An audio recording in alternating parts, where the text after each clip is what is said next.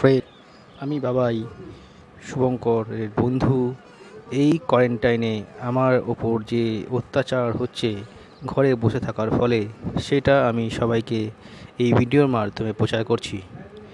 যেমন আমি এখন ড্রেস পরে অফিসে যেতাম, তার জায়গায় এখন ড্রেস পরে রান্নাঘরে ঢুকেছি, রান্না করে খাওয়াচ্ছি বউকে।